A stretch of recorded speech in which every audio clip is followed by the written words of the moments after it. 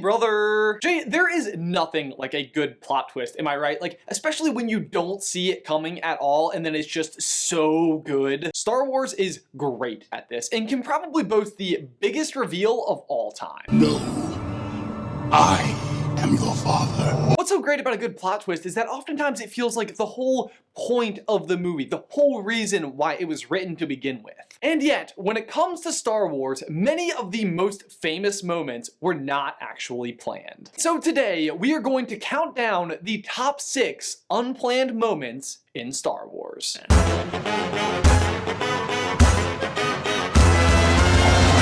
brother! Number 6. Darth Jar Jar. Now, I'm counting this as unplanned because it was originally planned and then eventually became unplanned? That counts, right? So the Darth Jar Jar theory goes like this. Jar Jar was originally intended to be a Sith Lord who is just acting like a bumbling idiot for the first movie, often disguising his skill as maybe dumb luck. We see lots of little hints, had they gone this route, that would have made sense later. Like how he's able to perform such an acrobatic flip at the beginning of the movie, mow down battle droids, and control what Padme is saying. Well, I don't approve. Well, I don't approve. Well, I don't approve. It would have been the perfect foil to Yoda, who also initially presents himself as a bit of a fool.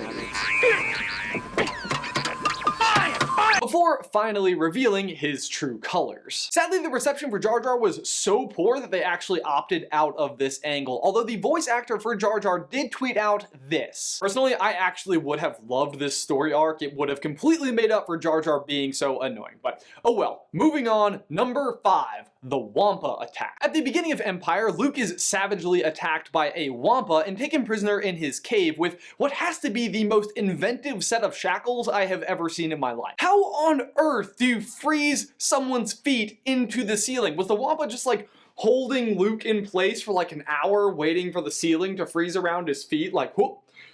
Nope, not done yet. Either way, this scene is just so iconic because it's the very first time we actually get to see Luke use the Force in order to move something. Plus, it also gives Han the opportunity to show how much he's grown from the first movie and that he's actually willing to go out into the storm to try to save Luke. Plus, it went on to inspire probably my favorite moment in all of Star Wars.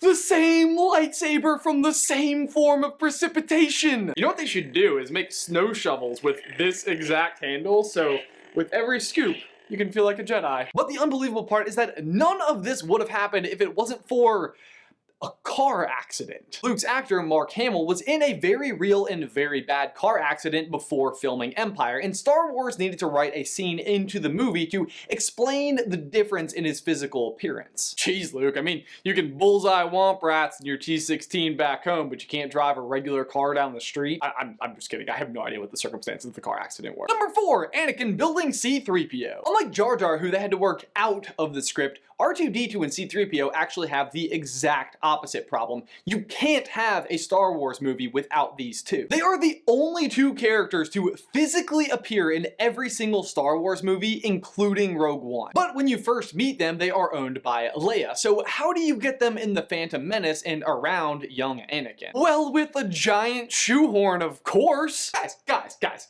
what if Anakin just builds C-3PO? George?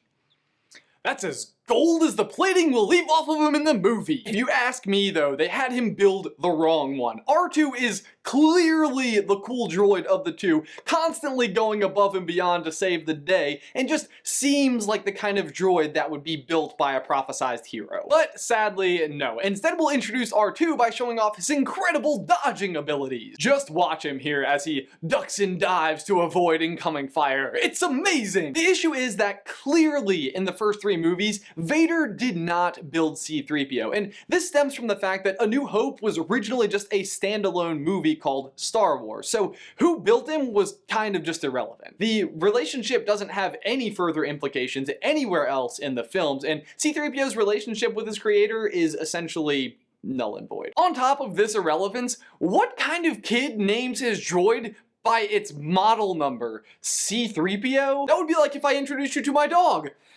Golden Retriever, which would have still been a better name for C-3PO. Number 3. I know. This is like the Always.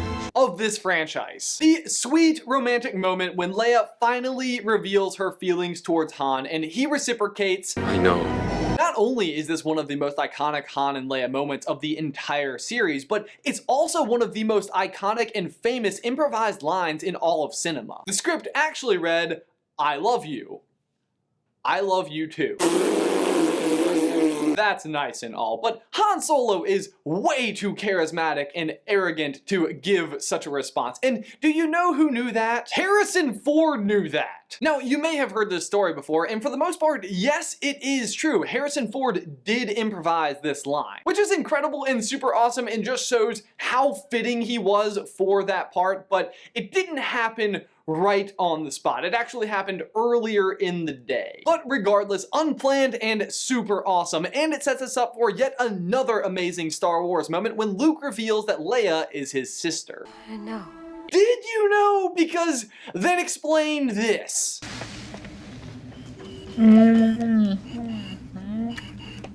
And that wonderful moment brings us to number 2. Luke and Leia were not always siblings. Again, this one starts by going back to the fact that A New Hope was never intended to be part of a series, it was just going to be a standalone movie, so we know for a fact that it wasn't planned from the beginning. But even after writing the script for Empire, this wasn't set in stone, even though they kind of hint at it when Yoda says, There is another. Eventually in Return of the Jedi, this is revealed to be Leia as his sister. Although I'm still not totally sold on that. Yoda says this to Obi-Wan, and Obi-Wan was there when Luke and Leia were born. So if that's the case, he already knows about her. Why would he think that Luke was their last hope? Do you have any working memories at all, Obi-Wan? Don't seem to remember ever owning a droid. I know, you wouldn't remember a toaster that you owned 20 years ago, but I'm sorry.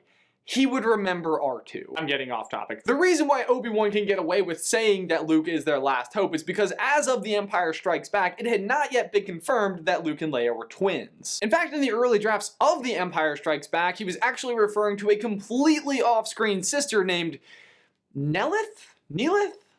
Something? In fairness, early drafts don't count for much, and this wasn't just an early draft, it was the first draft. But the point is, the first draft included a different twin sister, so that's kind of our answer, right? The lack of a plan would also explain the issue with their names being different, because either they weren't intending them to be brother and sister, or just everyone was doing a super terrible job hiding these kids from Vader. We should make it harder for their evil father to find them by splitting them up. Great idea. Should we also change their names? Whoa, easy there, Shallow Water. Maybe let's not make it too hard on them. We'll just change maybe one of their names. Yeah, that's better. Roger that, that's a much better idea. Bail Organa, you name yours Leia Organa, and Owen Lars, you name yours Luke Skywalker.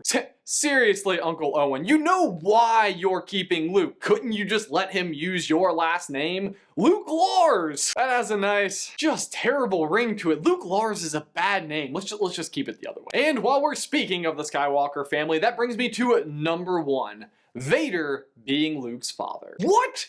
No! Oh! The greatest cinematic reveal ever almost wasn't a thing? Greatest cinematic reveal, that is, until it turns out that Luke is actually Kylo Ren's father.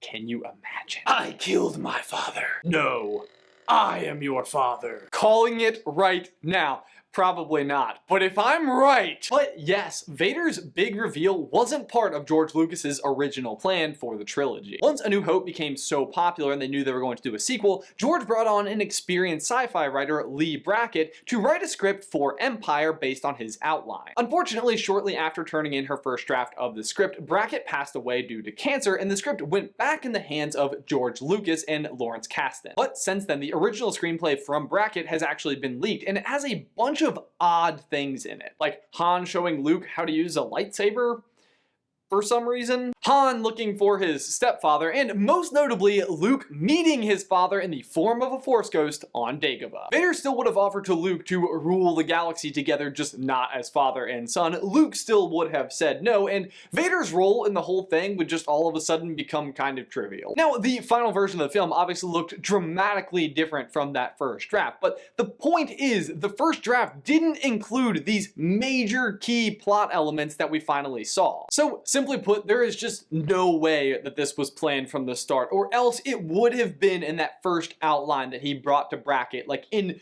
big, bold, red letters. Vader is Luke's father. Thank goodness they added this in though, because it changes Vader's character completely from merely a threat that would probably ultimately be defeated to this just enormously awesome character. Guys, for my question of the day, Jay is currently expecting a tiny human of his own, and we were having a conversation about what age it is appropriate to watch Star Wars for the first time. It's kind of a toss-up because you want to be old enough to where you like understand all the twists, but not too old to where somebody could potentially spoil it for you. Be sure to leave your thoughts in the towel section down below. As always, thanks for watching. Be sure to like this video and subscribe to the channel if you haven't already. If you'd like some more Super Carlin Brothers action from us, you can click right here to check out the newest Nuzlocke we just released on our gaming channel, or Jay just launched his very own daily vlog channel, which you can click right here and check out. I highly recommend it. It's super cool, shows all of the insight of like what our lives are like beyond Star Wars and everything else. But Jay, that's all I've got for you today, man. I will see you on Tuesday.